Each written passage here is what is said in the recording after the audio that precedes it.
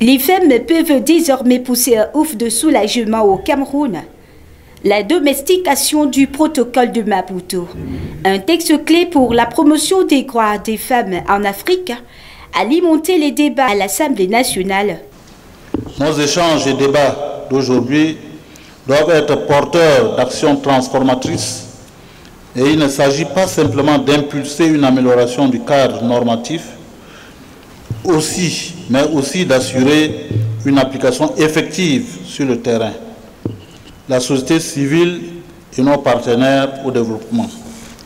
Pour terminer, je tiens à remercier toutes les parties prenantes qui ont œuvré pour cette rencontre, en particulier la CAMNAFAO.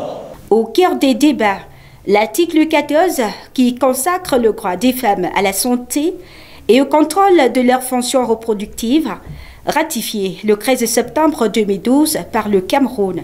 Marie-Thérèse Abenaondoa, ministre de la Promotion de la Femme et de la Famille, après avoir exprimé son grand satisfecit à la CAMNAFOR, s'est appesantie sur les mots qui empiètent à l'épanouissement de la femme et de la jeune fille au Cameroun.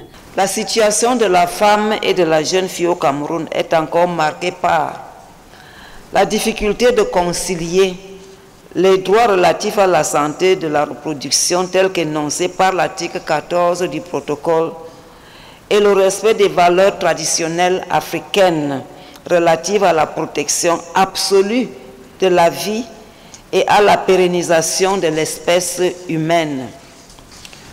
Le taux préoccupant de la mortalité maternelle qui reste évalué à 406 décès maternels pour 100 000 naissances vivantes. Il s'agit des statistiques de 2018. Est-on l'un des ministères impliqués à ces débats?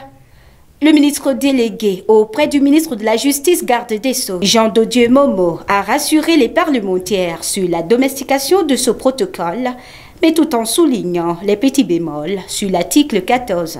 L'article 14 qui fait problème, surtout l'alinéa 2, pose problème sur une question de l'inceste. Parce que le protocole prévoit qu'en cas d'inceste, d'une grossesse issue de l'inceste, nous devons avorter la femme. Voilà ce que prévoit. Or, notre législation nationale ne prévoit pas cela. On fustige l'inceste, c'est-à-dire que l'inceste est une infraction à la loi pénale, séparément. Mais maintenant, notre législation protège la vie. Nous ne sommes pas pour l'avortement. Or, cette disposition semble faire valoir l'avortement en général. Bon, maintenant, il y a une question, nous appliquons, mais il y a une question, est-ce que l'avortement issu de l'inceste est une obligation? Nous disons oui, mais sauf qu'il faut que ce soit porté à la connaissance de la justice.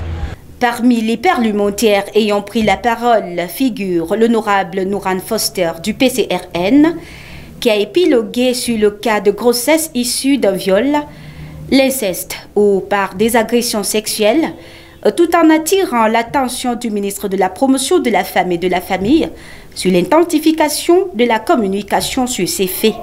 En réalité, tous les honorables parlementaires ont adoubé la CAMNAFOR pour cette grande initiative. Les débats se sont soldés par une mention honorable, à l'issue de laquelle plusieurs recommandations ont été faites dans l'optique de promouvoir les droits de la femme au Cameroun.